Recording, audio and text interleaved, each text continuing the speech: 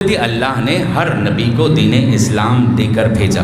صرف دین نہیں، شریعت نہیں، لیکن اللہ نے ہر نبی کو طاقت دے کر بھیجا. اللہ نے آدم علیہ السلام کو اتنی طاقت دی کہ سارے ملائکہ سجدے میں چلے گئے.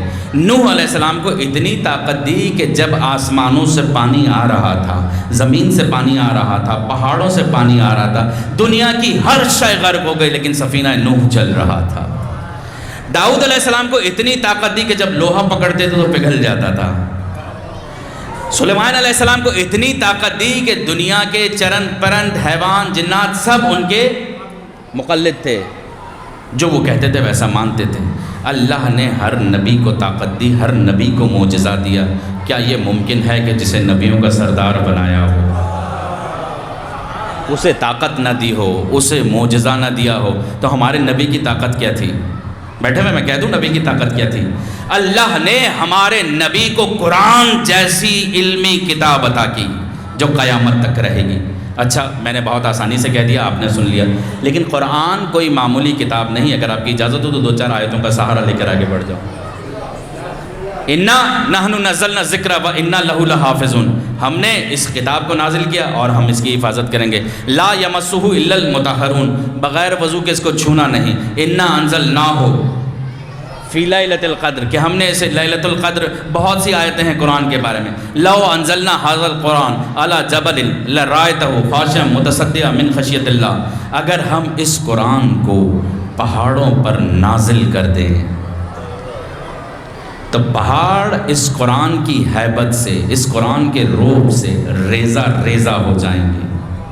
اچھا، یہ قرآن کی عظمت ہے. پروردگار عالم خود اپنی زبانی بتا رہا ہے، یعنی اللہ کی کتاب کہہ رہی ہے کہ قرآن کو اگر پہاڑوں پہ نازل کرتے تو پہاڑ ریزہ ریزہ ہو جاتے.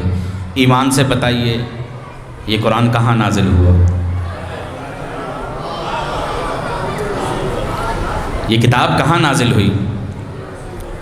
قلب رسول پر، رسول کے دل پہ نازل ہوئی. اتنی وزنی کتاب جس کا وزن پہاڑ برداشت نہیں کر سکتے، وہ نبی کے دل پہ نازل ہوئی. اور پھر میں اپنی طرف سے نہیں کہہ رہا ہوں، سورہ بقرہ آیت کو نہیں پڑھتا ہوں، چلیں ترجمہ پیش کر دیتا ہوں کہ خبردار جبرائیل سے دشمنی مت کرنا، کیونکہ اس نے میرے حکم سے، اللہ کے حکم سے قلب محمد پر قرآن نازل کیا. اچھا چلیں، اس آیت میں ایک اور سوال پیدا ہوتا ہے کہ خبردار جبرائیل سے دشمنی مت کرنا. معلوم ہوا کہ گویا اس زمانے میں کچھ لوگ ایسے تھے جنہیں جبرائیل کا آنا جانا گوارا نہیں تھا. خبردار دشمنی مت کرنا، اس نے ہمارے حکم سے قلب نبی پر قرآن اتارا. اچھا مجھے یہ بتائیے، اتنی وزنی کتاب جو پہاڑوں پر نازل ہوتی، پہاڑ ریزہ ریزہ ہو جاتے، تو یہ دل پہ کیوں نازل ہوئی؟ یہ دست مبارک پہ بھی نازل ہو سکتی تھی، زانوے مبارک پہ بھی نازل ہو سکتی تھی، سر مبارک پہ بھی نازل ہو سکتی تھی. بیٹھے میں دل کیونکہ مرکز ہے تو یہ مرکزی کتاب مرکز پہ نازل ہونی تھی. اور پھر دل تو بہت چھوٹا سا حصہ ہے نا جسم کا، لیکن اگر یہ بند ہو جائے تو بندہ چلا گیا. بیٹھے میں تو در حقیقت پروردگار عالم یہ بتانا چاہ رہا تھا، زمانے کو یہ دکھانا چاہ رہا تھا کہ وہ کتاب جو پہاڑوں پہ نازل ہوتی، وہ اتنی طاقتور کتاب میں نبی کے دل پر نازل اس لیے کر رہا ہوں تاکہ تمہیں محمد کی طاقت کا پتہ چل جائے.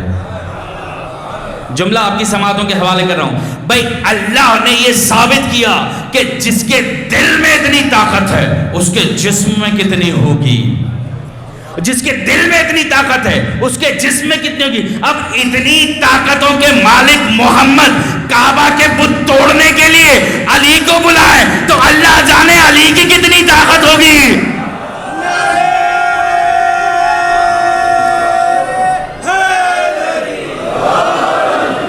صلوات پڑھ دیجئے بابا.